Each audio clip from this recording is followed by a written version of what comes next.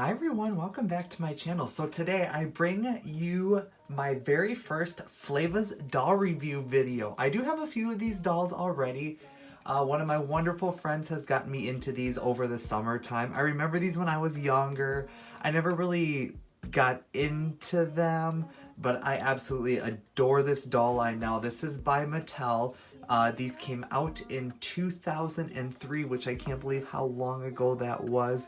I think this was kind of in competition when the Bratz dolls came out by MGA. Of course, this was a couple years after that, but I think it was something more younger, more urban and trendy that Mattel was trying out to kind of compete, and I know that it was quite controversial due to people saying they're very stereotypical, but like, people dressed like this. I mean, people put their own stereotypes on themselves. Dolls don't do that. People did that to themselves. But anyways, so let's get on to this review. So the character that I am showing you guys today is a character named Happy D. She comes in this really awesome window box with graffiti, because of course these are very street styled urban dolls. Their logo there, which is graffitied on, and it's really cool. As you can see, everything is very nicely displayed out. In the box, you can see you get 2 full outfits, 2 shoes. You get this really awesome chain that they're wearing. All of the first edition dolls had chains with the letter of their first initial, a boombox, brush, a bag. You also got art decals that you could decorate the fashions with. So this is what she looked like in her box, and the background was super cool. Switched over to the back of the box, you can see all of the guys and girls in this crew. These are all the prototypes, which I can tell you right now, they look flippin' horrendous, and I can't believe that they use the prototypes because they all look super nasty. But that's okay, that tends to happen in the doll world a lot. These are all the characters that we do have, at least for the first wave. I don't think they really introduced anyone else in this doll line. I really think they stuck to these 6 characters, which is kind of nice too. You don't throw in a whole bunch of new characters. And this is what the back of the box looks like. You can actually see that it says, "Pull my street stand out from the box so that I have a spot to hang out." It should say when doll companies would make the box more interactive with the kids. I thought that was really cool. I always appreciated that even as a young kid. Even if it was cardboard, I still loved it. And there is her logo, Happy D in graffiti. It's really cool.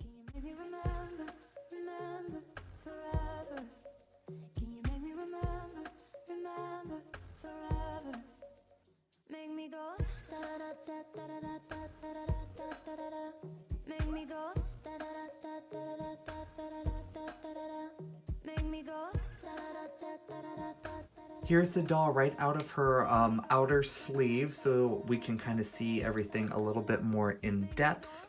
Right away, once you open the box, you get some nice pieces of paper that fall off. Read me first. To remove the doll and accessories without damaging the insert, carefully pull along the perforated plastic insert, which is really cool that they give this to you so that you don't ruin the box. Even though you don't really use this side of the box, it's still nice not to ruin it. And then right away also, her instructions come out, kind of shows you everything what she comes with, and just kind of how to display the doll, shows the different types of posability. Pull down the back of the box, and then you can see that, you can put all of them together, and it creates the word Flavas on the back in graffiti. That's really cool. That's such an awesome idea, especially for display purposes. So we have those. This is just kind of a closer look at what she looks like as well.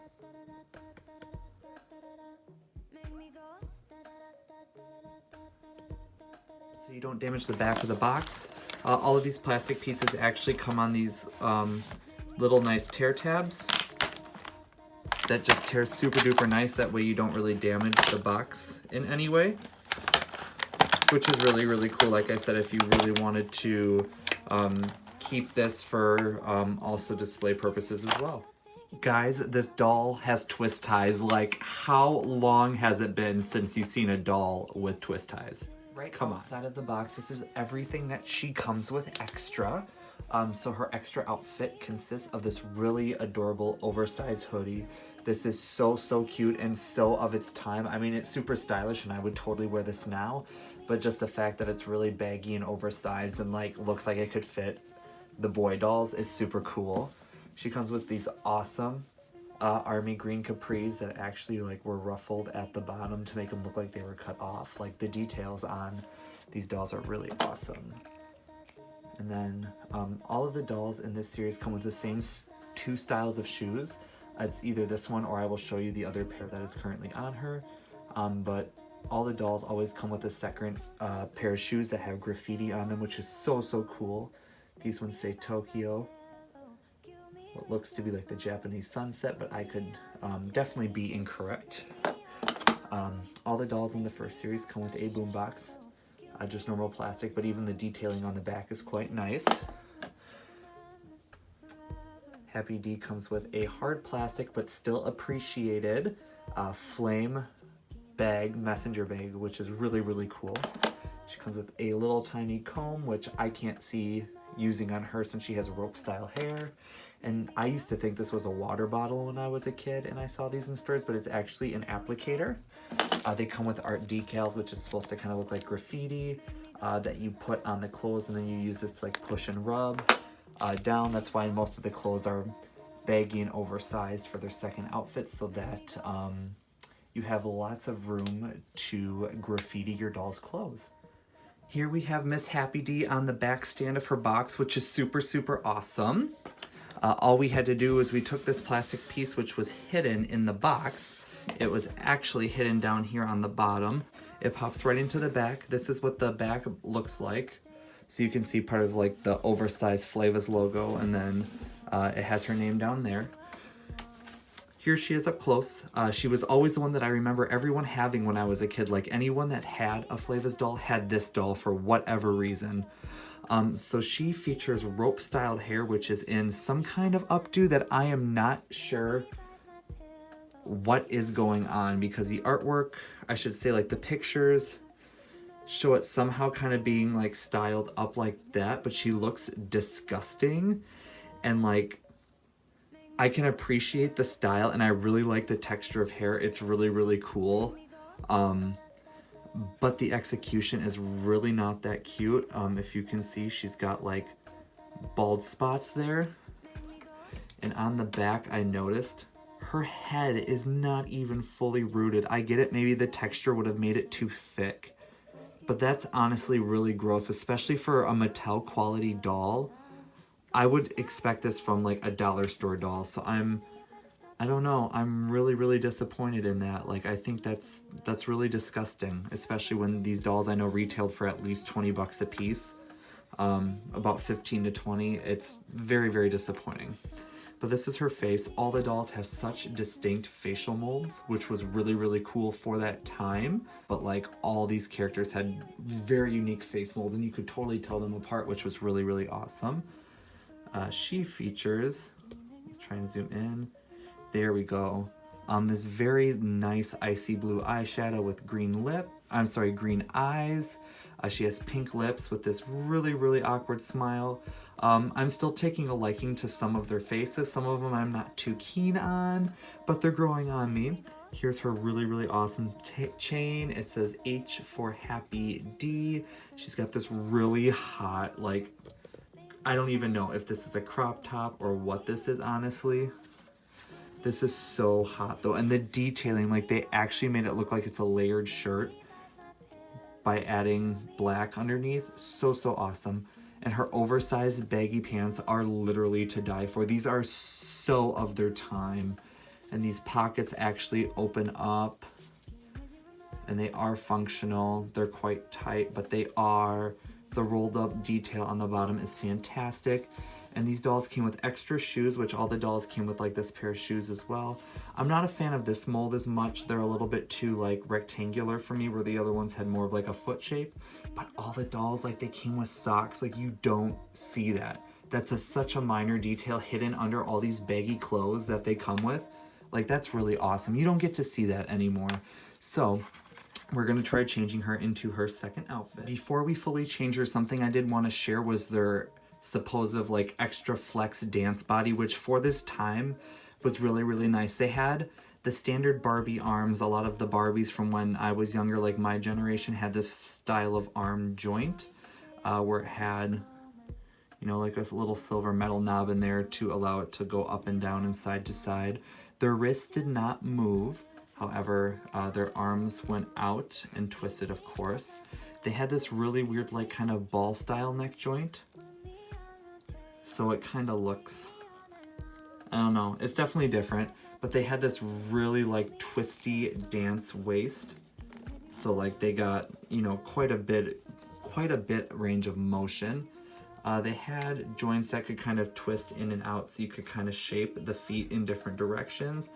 And they also had the bend and snap knees, which still allows for articulation. It's still quite limited, but at this time, that was the standard for like these dolls, was the bend and snap knees. This sweatshirt is so oversized, it's ridiculous. Here she is in her second outfit. This sweatshirt, guys, is so obnoxious. I love it, but I don't. Like, it is so... But it makes her look so boxy. I don't know. Like, I love the style. I love the texture. I do not like the fit. Granted, if I was, you know, back in 2003 and I was, you know, this 13-year-old little gay boy that loved the Bring It On movies, like, these dolls represent the Bring It On movies to me. Like, these just look like every single character from the Bring It On movies, and I love it. It's so awesome. With how much style has changed, like, it's just so crazy to think, like, I would love this, you know, at that time. But I paired it with her awesome Flame Messenger bag. I literally adore these shoes, adore these. These are so awesome. These fit the feet a lot better, in my opinion. The other ones are so boxy. The quality of the clothes is very, very nice. I did have trouble getting especially this hand through the sweater. It's actually lined with like some, I don't know if you can kind of see it up there, like some white kind of mesh. And this finger kept getting caught in there, and I broke one of my Flavas doll's fingers by trying to make her hold her plastic comb, so I will never do that again.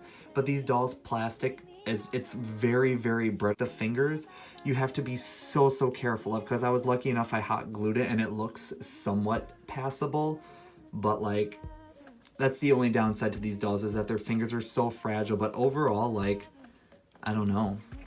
What do you guys think? What would you think if you saw this doll as like a real person dressed like this right now? But she looks really, really cool on her back display. I mean, maybe not in this outfit. It's definitely more of like a chillaxed outfit. I don't know. It's just, this is definitely just kind of hanging out. The other, I don't know, the other one was just so hot. I'm gonna put her back in that one. Yeah, this is definitely not cute. There, so we restyled it so it looks cute. No bald spots, put it up in a high pony to kind of look like the art, and then I left this center part area down, so now we look like a cute item from Party City. Yes. Yes, this is so much better. I live for this, 100%. Alright guys, so that brings us to the end of this video. Let me know what you guys think about her down in the comment section. Would I recommend her? 100% yes. She's flawless. She's gorgeous. She has some really nice pieces. Granted, her first outfit that she's currently in is my personal favorite, and I will definitely be keeping her in this one. I think the Flavas line was a fantastic time in the moment of doll history, and when I say moment, they had their moment. They couldn't make a comeback due to their style and the name and the branding. The aesthetic that they have now, or the aesthetic that they have, I don't know how well it would translate. Granted, there are, this style, it's still kind of a thing, but it's evolved a lot more. I don't know, these were very much Rihanna SOS era. I don't know, that's just what it reminds me of, just that era. It's crazy to think that these dolls had their like couple year moment in time. I think they had like 3 or 4 lines. Definitely think they had 4 lines. So they, you know, they were out for at least a year, maybe 2, had a good few runs. And if you can get your hands on them, I would recommend it. I mean, I see these on eBay overpriced and very underpriced, going as low as like $6.99 plus like $7 shipping. So I mean, you can still get some really good deals on these dolls. I think I managed to get this one for like $14. I've been wanting her since I started collecting these in like midsummer of 2018, somewhere I think in like July, maybe June. and she's just always been overpriced, or I always like just missed her. And when I saw her, I had to get her. I really like her first overall style. Her hair texture is really, really cool.